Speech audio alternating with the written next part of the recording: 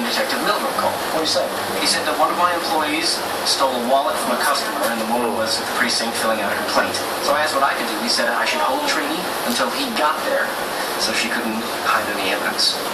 So what'd you do? I told her to get her thieving little butt into my office. Pronto. I showed him I didn't have nothing in my pockets but my lip gloss. He got on the phone and he told someone.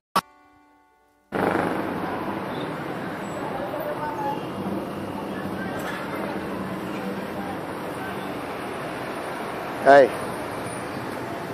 Magandang araw po sa inyo lahat. Again, si Kiko Javier po. Welcome again for this part 3 of my journey to success. Kaya meron po ako isang napakahalagang the third word na gusto ko i-share sa inyo if you really want to succeed in this life. Ito po, this is very sensitive. Napaka-sensitibo pong salita nito. And probably para sa mga iba na hindi makaintindi, huwag niyo hong pilitin. Ibig sabihin ho, hindi pa ho kayo ready. Okay? And I'm doing this video and I'm telling you this, hindi po, not to lift me up. Okay? Ano lang po, pasintabi, hindi ko po gustong iangat yung sarili ko for doing this. Or sharing to you this third word. But everything happened by God's grace. No? Even yung my strength to do and accomplish all these things na nangyayari po, na ginagawa natin, lahat po ito ay grasya ng Panginoong Diyos. No? So, kung makikita nyo earlier, I was there inside the hospital. I donated blood. Okay? Again, hindi po dahil magaling ako that I have to do this. But it is actually a very, very important ingredient of success. At ito po yun.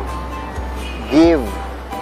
We have to learn to give if we want to be successful in this lifetime. Okay, so hindi po palaging pera lang ay binibigay, ha? So baka mag-isip tayo, ano naman ibibigay ko, wala naman akong pera. Alright, if you really want to succeed, you have to learn to give.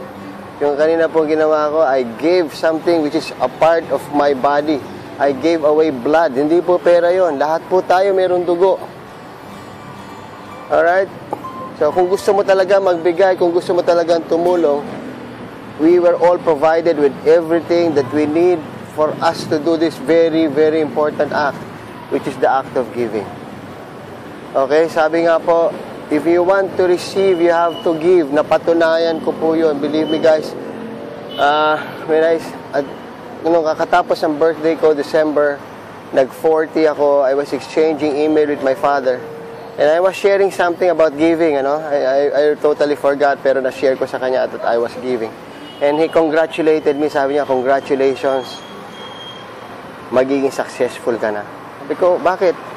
Kasi marunong ka na magbigay. So I really, during that time, hindi ko po naintindihan ibig sabihin ng tatay ko. Sabi ko, ang weird marunong naman ako magbigay ever since.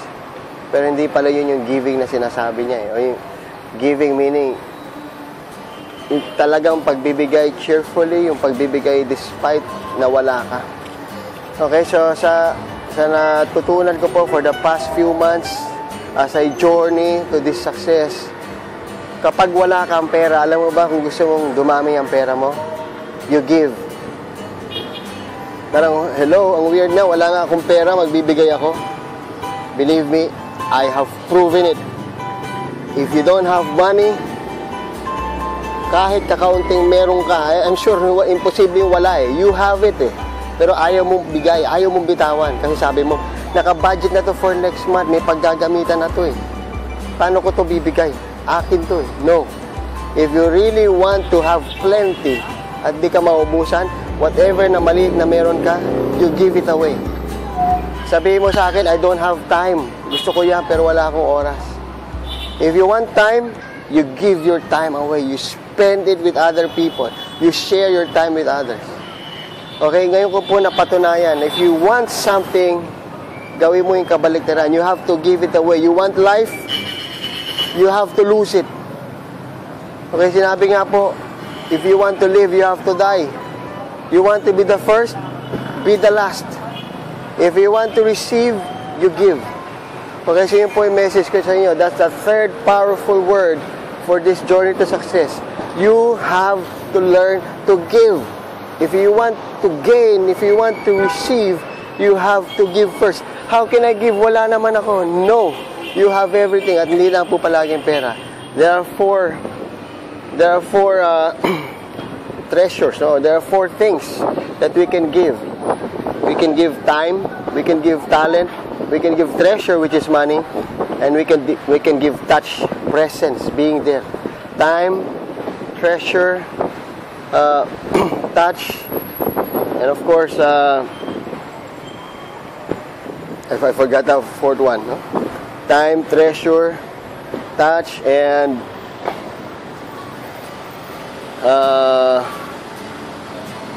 there, I forgot. Anyway, again, if you want to receive, you have to learn to give. No? Review nyo na lang yung nasabi ko kanina, yung pang 4th one. Medyo na on the spot. Okay, so maraming salamat po. I hope lahat tayo matutong magbigay because that is the only key if you really want to gain, if you really want to receive, we have to learn to give. Maraming salamat po again. This is Kiko Javier. I'm speaking to you live here sa Mactan, Cebu. Sa likod ko po yung Mactan Doctors where I donated blood to somebody who's really in need. And it's a privilege. And all by God's grace, kaya ko po nagawa. Maraming salamat po.